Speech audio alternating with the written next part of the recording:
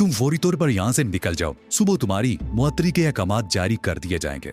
आपका हुक्म सर आंखों पर जनाब, लेकिन अगर आप एक नजर इस कागज को मुलाहिदा फरमा लें। मुझे कुछ नहीं देखना, वजीर मासूफ ने नागवारी से कहा, बल्कि मैं तो तुम्हें देखना भी गवारा नहीं कर सकता। तो फिर मुझे इजाजत दीजिए कि मैं यहीं से जनरल टेरेस से बात कर लूं। मैंने जेब से ट्रांसमीटर निकालते हुए कहा, तुम क्या दिखाना चाहते हो? वजीर मौसूफ के चेहरे की भयंकर तब्दील हो गई। मैं आगे बढ़ा और नायत मुदबाना अंदाज में जेब से एक इजाजतनामा निकाल कर वजीर मौसूफ की तरफ बढ़ा दिया। उन्होंने उस पर जल्दी जल्दी एक निगाह डाली और अपना निकला ऊँट दांतों में दबा दिया। अगर आप इजाजत दें तो मैं मिस्टर माइकल की जामा तलाशी ले लूं, मैंने निहायत अदब से पूछा। उन्होंने जवाब देने की बजाय मुंह दूसरी तरफ फेर लिया। यह गोया एक तरह की इजाजत थी। अब जबकि वजीर मौसूफ ने मुझे इजाजत फरमा दिया, मेरा ख्याल है अब आपको भी कोई एतराज नहीं होगा, मैंने मैलिनोव से कहा। मैलिनोव का चेहरा गुस्से से शुरू हो गया। मेरी कुछ समय में नहीं आता कि गोटेन की हुकूमत हमारी तोहीन करने पर क्यों तुरी हुई है। उसने वजीर मौसूफ को मुखातिब किया था, मगर वो क्या जवाब देते उन्हें कुछ मालूम ही नहीं था। उनकी ज़बान पर कोई इजाजतनामे ने ताले डाल दिए थे जो मैंने उन्हें दिखाया था। उस इजाजतनामे की रूह से मैं कोई भी कदम उठाने के लिए पूरी तरह आजाद था और ये इजाजतनामा जनरल टेरेस के दस्तखतों से जारी किया गया था। मिस्टर माइकल ने चंद घंटे कबल एक ऐसी शख्सियत से मुलाकात की थी जिसे गोटेल की हुकूमत ने नापसंदीदा करार दे दिया है। अगर तुम्हारा इशारा मिस्टर रैंडल की तरफ है तो मैं उनके बारे में ऐसी किसी बात से लाइल हूं, माइकल सोलू ने कहा। तो फिर जामा तलाशी के नाम पर तुम इस तरह पूरी तरह क्यों भड़क रहे हो? मैंने चुभते हुए लहजे में कहा। इसलिए एक मुझे समल की अपनी अहानत का एहसास होता है। क्या तुम ये चाहते हो कि तुम्हारे जाती एहसासात पर एक ममलिकत के मफादात कुर्बान कर दिए जाएं? अगर ये बात है तो मैं बखुशी तलाशी देने को तैयार हूँ, माइकल ने अचानक मुस्कुराते हुए कहा और अपने दोनों हाथ उठाकर चंद कदम आगे आ गया। मैं वादियाना अंदाज में आगे बढ़ा और माइकल को सर से पैर तक टिटोल कर देखा। उसके पास किसी किस्म का हथियार नहीं था, अलबत्ता उसके कोट की जेब में से सफेद रंग की छोटी सी गेंद बरामद हुई। ये क्या चीज है मिस्टर माइकल? मैंने मुतैराना अंदाज में कहा। डेकोरेशन पीस है, माइकल ने पुरसुकून अंदाज में कहा। मेरे पास कोई काबिल एतराज चीज है ही नहीं। मिस्टर माइकल फरमाते हैं कि ये कोई खास चीज नहीं, कोई काबिल एतराज चीज नहीं, बहद एक डेकोरेशन पीस है। मैंने एड़ियों के बल पर घूमते हुए बुलंद आवाज में कहा। लेकिन आदरीन कराम, मैं आपको एक हकीकत से आगाह करना चाहता हूँ। इस गेंद की हकीकत से, ऐसी एक गेंद की मदद से इस वीआईपी लाउंज से कुछ अरसा कबल वीआईपी मेहमानों को अगवा किया गया था। अचानक मेरी आवाज बंद हो गई। वजह यह थी कि अकम से माइकल ने मेरे रिवॉल्वर पर झपटा मारा था और उसे होलिस्टर से निकालकर तेजी से मुझसे दूर चला गया था। अपने हाथ उठा रहे इंस्पेक्टर, उसने गरज कर कहा, तुम रिवॉल्वर की जद में हो। मैंने खामोशी से अपने दोनों हाथ बुलंद कर दिए। तुम अपने हक में अच्छा नहीं कर रहे हो मिस्टर माइकल। मैं खूब जानता हूँ कि कब क्या कदम उठाना चाहिए। अगर तुमने कोई चालाकी दिखाने की कोशिश की तो मैं जरा बराबर भी रियायत नहीं करूंगा। मैं जानता हूं कि तुम रियायत करने के आदी नहीं हो, मैंने कहा। फिर वजीर मौसूफ से मुखातिब हुआ, आपने देखा कि आप किन लोगों की हमायत कर रहे थे? मेरी तरफ रुख करो और ये बताओ कि इस गेंद के बारे में तुम्हें किसने बताया था? मैं आईसीपी से माइकल की तरफ घूमा। उन्हीं मेहमानों ने मुझे इस गेंद के बारे में बताया था। मैंने शीशे की दीवार के पार रनवे की तरफ देखते हुए कहा, जहाँ एक हेलीकॉप्टर उतर रहा था। उनमें से एक मेहमान यहाँ भी मौजूद है, शायद तुम उन्हें नहीं पहचानते। उनका नाम तहजीब मालगम एक्स है। तहजीब के नाम पर माइकल चौंका, फिर उसकी नजरें तहजीब पर जाकर रुकी। ये बड़ा अच्छा हुआ कि मैडम एक्स भी यहाँ मौजूद है। अब वजीर मौसूल के अलावा ये भी हमारे साथ जाएंगी। तहजीब उठकर मेरे बराबर आ गई। वो मुझे हुसीली निगाहों से घूरे जा रही थी। नहीं मिस्टर माइकल, मैंने कहा, किसी और के तुम्हारे साथ जाने का सवाल ही पैदा नहीं होता, इसलिए कि अब तुम कहीं भी नहीं जाओगे। तुम हद से ज्यादा खुशफहम आदमी मालूम होते हो मिस्टर बैंस। तुम्हें यह एहसास भी नहीं है कि सिर्फ एक वजीर यरगमाली की हैसियत से यहाँ मौजूद है। मैंने वजीर सनत व तिजारत को देखा जो हक्का बक्का खड़े थे। उनकी समझ में नहीं आ रहा था कि ये क्या हो रहा है। अब तो साबित हो गया कि ये मुजरिम है। मैंने उनसे कहा, तुम ये बात किसी और को बताने के लिए जिंदा नहीं रहोगे। माइकल घुर्राया। कोई बात नहीं मिस्टर माइकल, मैंने बड़े इत्मीनान से कहा। ये टीवी कैमरे गवाही देंगे। इन्हें अक्सरबंदी करने दो, जाते वक्त मैं रिकॉर्ड क्रिस्टें अपने हमरा ले जाऊंगा। ये तो बड़ी ज्यादती होगी, मैंने मायूसाना लहर में कहा। दुनिया को कैसे पता चलेगा?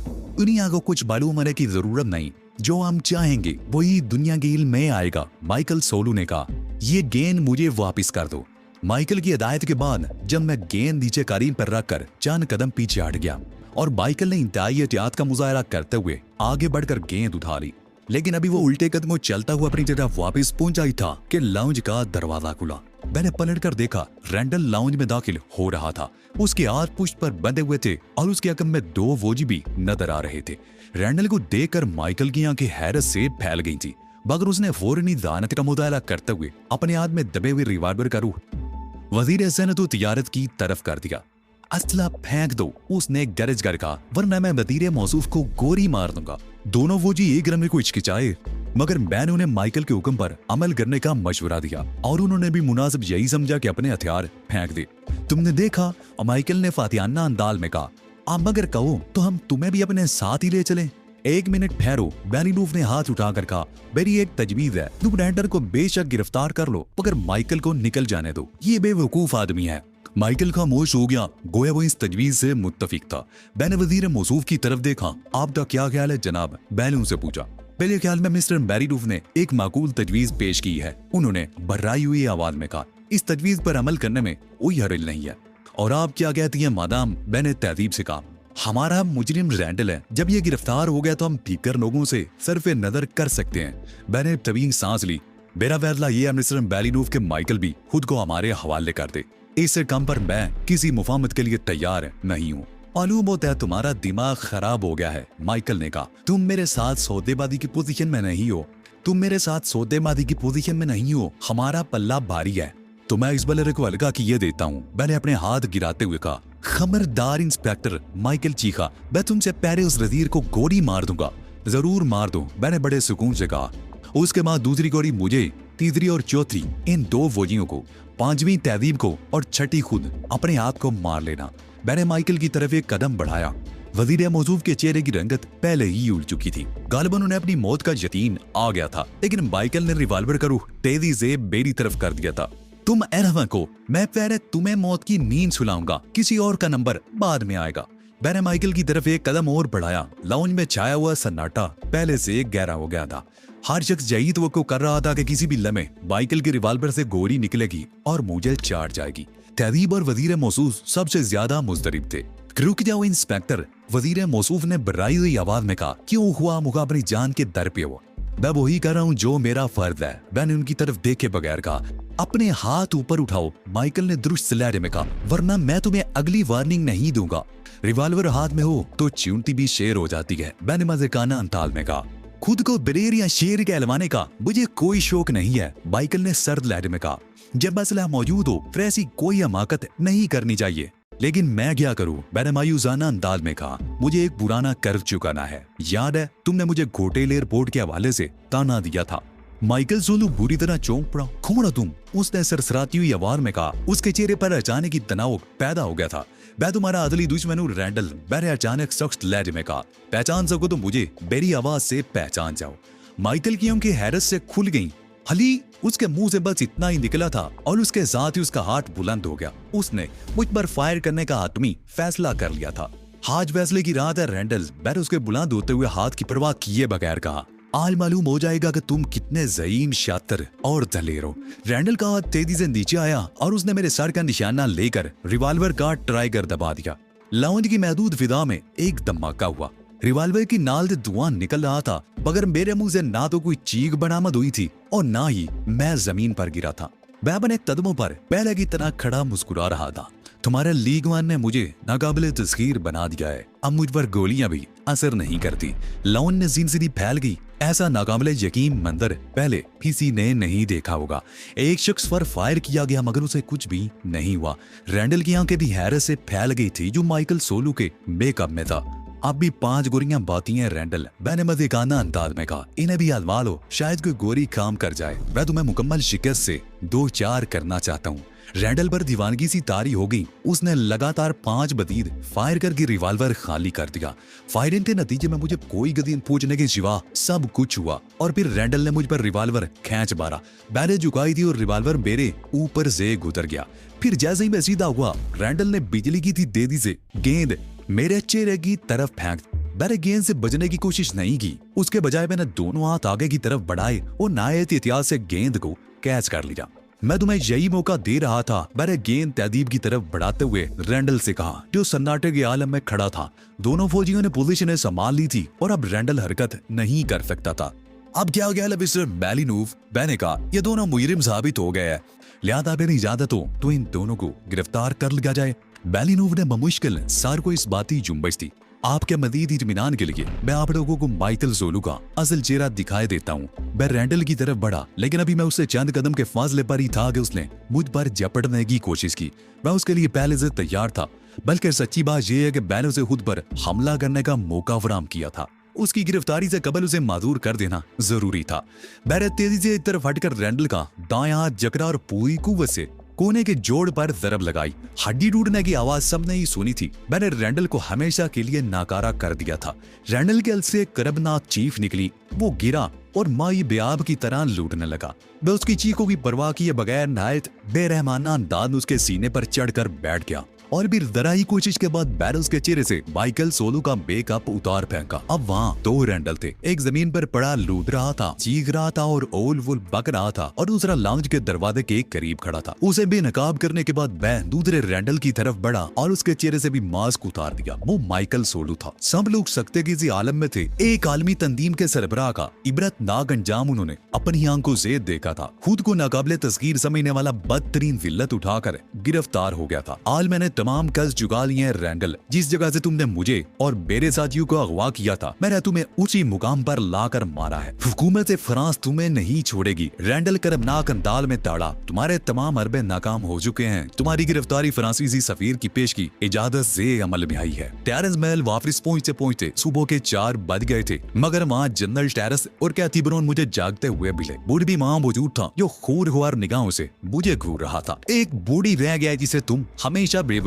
बनाते रहते हो, उसने उड़ा कर कहा। तुमने मुझे जालिद रैंडल के पीछे लगाए रखा। अगर तुमने साथ ना दिया होता तो रैंडल गिरफ्तार ही नहीं हो सकता था। मुझे पहले ही अंदाजा था वो मैं किसी और सिमत में उलझाने की कोशिश करेगा। माइकल जोलू पहला शख्स था जो उससे मिलने पहुंचा। रैंडल ने हर चीज पहले ही तय कर ली होगी। अहमक आदमी ये समझ रहा था कि हम नकली रैंडल के पीछे लगे रहेंगे और वो खुद बचकर निकल जाएगा। हाँ, लोग तुम्हें मुबारकबाद देने के लिए जाग रहे थे, कैथी ब्राउन ने कहा। सच्ची बात यह है कि आदमी अगर किसी जज्बे के तहत काम करे तो कामयाबी उसके कदम चूमती है। क्या मतलब? मैंने हैरत से कहा। तुमने एक खास लगन के तहत काम किया। कैथी ने मैंने खेल लहजे में कहा, वरना कहाँ तुम और कहाँ कामयाबी। अब तुम्हें अपना वादा पूरा करना होगा। सुबह के 4 बजे मेरे आंखें निकाली। तुम तो हथेली पर सर से जमाने को तुरी हुई हो। वादा पूरा करना अली की फितरत में शामिल है। जनरल टेरेस ने कहा, अब इसे भी आराम करने दो। मालूम ने कितने अरसे बाद चैन की नींद सोएगा। 2 हफ्ते के अंदर अंदर मेरी और तहजीब की शादी होगी। जनरल टेरेस और कैथी ब्राउन तो ये तकरीब बड़ी धूमधाम से करना चाहते थे, मगर मैं उसके खिलाफ था। चनाचे कई रोज की कशमुकश के बाद यही तय हुआ कि तकरीब नहायत सादगी से अंजाम पाएगी। उस तकरीब में जनरल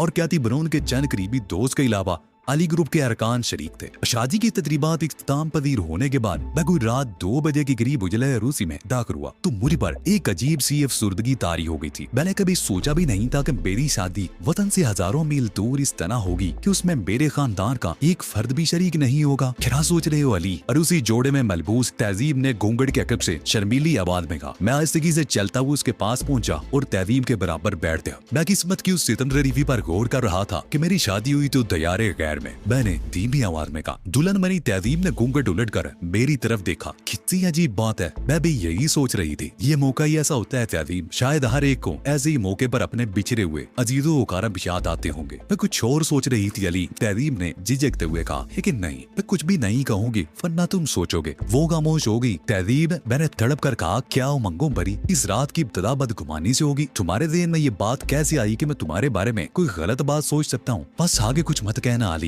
तहजीब ने बड़ी मोहब्बत से अपना हाथ मेरे ऊँटों पर रखकर मुझे चुप करा दिया। बात बदगुमानी की नहीं, बस मुझे कहते हुए शर्म आ रही थी, जबान नहीं खुल रही थी। ऐसी क्या बात है तहजीब? मैंने हैरत से कहा। हम दोनों ने कभी एक दूसरे से कुछ नहीं छुपाया, बिला झिझक कुछ भी कह सकते हैं। मैं सोच रही थी कि अगर हम अपनी पहली रात पाकिस्तान में गुजारे। वो जुमला खत्म करते करते मारे शर्म के दूरी हुई जा रही थी। मैं हैरत से उसे देख रहा था। इस वक्त वो ग्रीन पोल की एजेंट जोडू गुराटी की मायर तहजीब मालगम एक्स नहीं थी। इस वक्त वो एक खालस मशरकी की औरत थी जो पहली रात अपने मुजाली खुदा से बेतकल्लफ नहीं हो सकती। उसकी नजरें झुकी हुई थी, आवाज में इरताश और लहजा मदब होता है, अल्फाज टूट टूट कर मुंह से अदा होते हैं और कानों की लुमें जरा जरा सी बात पर सुर्ख हो जाती हैं। वो मुझसे इतनी ही बात नहीं कह पा रही थी कि तेरी शादी वतन से दूर हुई तो क्या हुआ, हम शब्बे उरूसी तो अपने वतन में मना सकते हैं। वतन के हवाले पर बेड़े दिन में बहुत सी यादें ताज़ा होगी। आदमी ख्वाह कुछ भी करे, कहीं भी रहे, वतन की मिट्टी से उसका नाता बहुत गहरा होता है जो कभी नहीं टूट सकता। शायद मेरी अपनी लाशौरी ख्वाहिश भी यही थी जिसे तहजीब ने जबान दे दी थी। वो कही की कह रही थी हमें अपनी शबे रूसी पाकिस्तान में ही मनानी चाहिए थी। पाकिस्तान जो मेरा वतन था, वतन है और वतन रहेगा। मेरा प्यारा वतन पाकिस्तान जिसका नाम आते ही कानों में बंसरी की मुदर ताने गूंजने लगती हैं। बेलों के गले में बंधी हुई घंटियों की आवाजें बांसुरी की उन तानों में घुल मिल जाती हैं। मैं तुमसे मुत्तफिक हूँ तहजीब, मैंने कपकपाती हुई आवाज में कहा। शबे उरूसी पाकिस्तान में ही मनाई जाएगी। चौथे रोज हम पाकिस्तान पहुंच गए और एक तवील अरसे बाद अपनी सरजमीन पर कदम रखते वक्त मैं शदीद किस्म के जज्बात का शिकार था। मेरा जी चाहता था कि वतन पाक की मट्टी को बोसे दूं, उसकी खाक पर अपनी जबी रगड़ूं, अपने रब के हुजूर सरबत सजूद हो जाऊं। मैं सुरखरू होकर लौटा था, मेरा दामन कामयाबियों और दिल खुशी से मामूर था। हमारे पास ज्यादा साजो सामान नहीं था, जरूरत की चंद चीजें और 2 अदद सूटकेस जिनमें चंद अदद जोड़े कपड़ों के सिवा और कुछ नहीं था। हमने अपनी आमद की तरह किसी को नहीं दी थी और इसलिए ये सवाल ही पैदा नहीं होता था कि कोई हमें रिसीव करने आता। लेकिन उस वक्त मेरी हैरत का ठिकाना नहीं रहा जब मैंने एक ड्राइवर की यूनिफॉर्म में मरबूस एक शख्स को अपने करीब आते देखा। मिस्टर एंड मिसेस अली, उसने बड़ी खुश खलकी से कहा और ट्राली से हमारे सूटकेस उतार के, गाड़ी मौजूद है, तशरीफ लाइए। मैं हैरत से गंग होकर रह गया। ड्राइवर के इजमात ने मुझे बुरी तरह उलझा दिया था। उसका अंदाज ऐसा था जैसे वो कोई अजनबी काम नहीं कर रहा, जैसे ये सब कुछ हमारे और उसके माँ बहन तयशुदा प्रोग्राम के मुताबिक हो रहा है। ये क्या चक्कर है अली? तहजीब ने कहा, क्या मैं कहीं सुकून नहीं मिल सकेगा जहाँ भी ऐसे पुरस्कार वाकयात हमारा पीछा नहीं छोड़ेंगे?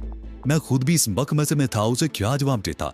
इस चीज नाम में ड्राइवर मुड़ा और हमें अपनी जगह खड़ा देखकर बोला, तशरीफ लाइए जनाब। इस बार में सारी लाकर उसने रजामंदी जाहिर कर दी और हमने ड्राइवर के पीछे चलना शुरू कर दिया। एक शाह सेडान के पास पहुंचकर उसने बड़े अदब से हमारे लिए अकबी दरवाजा खोला। हमारे अंदर बैठने के बाद दरवाजा बंद किया और हमारे सूटकेस डिक्की में रखने के बाद ड्राइविंग सीट पर बैठकर कार स्टार्ट कर दी। मैं तन बतकदीर होकर बैठ गया। हर किस्म के हालात से नबरदादमा होने के लिए मैं पहले पूरी तरह तैयार था। कार स्टार्ट गेट से शाहराह फैसल पर दाईं जानिब मुड़ गई, गोया हम शहर की जानिब जा रहे थे। मुजामात की तरफ जा रहे होते तो भी कोई फर्क ना पड़ता। हमारे इस सफर का इख्तिताम सिविल लाइंस की एक पुरानी सी कोठी पर हुआ। पूरे सफर के दौरान किसी ने एक लफ्ज भी अदा नहीं किया था। जिस कोठी के पोज में कार रुकी थी उस पर किसी किस्म की तख्ती नहीं थी, बस में एक पुरानी सी इमारत थी जिसके आते में रौनक भी नजर नहीं आ रही थी। ड्राइवर ने उतरकर हमारे लिए दरवाजा खोला और उसी गमूयत में हम कोठी के अंदर दाखिल हुए। अंदर राहदारी में बिछा हुआ पायदान भी शायद कोठी ही की उम्र का था। वो बुरी तरह बोसीदा हो चुका था, बगैर बिछा हुआ था। उस राहदारी के दोनों तरफ कई कमरे थे, मगर सबके दरवाजे बंद थे। ड्राइवर की मुहित में हम राहदारी के सरे पर वाक़े कमरे तक पहुंचे। उस कमरे का दरवाजा भी बंद था। अंदर तशरीफ लाइए जनाब, ड्राइवर ने पहले किसी इखलाक के साथ कहा, आपका इंतजार हो रहा है। मैं और तहजीब दरवाजा खोलकर अंदर दाखिल हुए और ये देखकर हम दोनों ही हैरान रह गए कि वो एक ऑफिस था, जबकि हम किसी रिहायशी कमरे की तवक्को कर रहे थे। ऑफिस खाली था। बेस पर एक टेप रिकॉर्डर रखा था जिसका प्ले का बटन दबा हुआ था। मुझे यूं महसूस हुआ जैसे मेरे लिए कोई जाल बिछाया गया हो। मैंने कमरे का दरवाजा बंद किया और हम दोनों मेज के सामने पड़ी हुई कुर्सियों पर बैठ गए। दफादन टेप रिकॉर्डर से आवाज उभरने लगी। वो आवाज सुनकर मेरे रोंगटे खड़े हो गए। वो मेरी आवाज थी। रैंडल ने जजीरा मर्ग पर मेरी आवाज टेप कर ली थी। जब उसने मुझ पर शख्सियत की तब्दीली का अमल किया था, इसी दौरान उसे धोखा देने के लिए मैंने सेहूनियत की हिमायत में और मुसलमान खुसूसन फलस्तीन के खिलाफ जो कुछ कहा था वो सब कुछ इस केस्ट में महफूज था और टेप रिकॉर्डर के स्पीकर से पिघले हुए शीशे की मानिंद मेरे कानों में उतर रहा था। मेरे जिस्म में सिनसनी दौड़ रही थी और तहजीब के चेहरे की रंगत जर्द पड़ गई थी। हम किसी जाल में फंस गए थे। ये सब कुछ क्या है अली? तहजीब ने कांपती हुई आवाज में कहा और मैंने हाथ बढ़ाकर टेप रिकॉर्डर बंद कर दिया। ये मुकद्दरात हैं तहजीब, इंतजार करो, जल्दी कुछ न कुछ सामने आ जाएगा। मेरे अल्फाज खत्म होते ही दरवाजा खुला और सफेद शलवार कमीज में मलबूस एक शख्स कमरे में दाखिल हुआ। उसने सुनहरी फ्रेम का चश्मा लगा रखा था और उसकी उम्र 50 से कुछ ऊपर ही थी।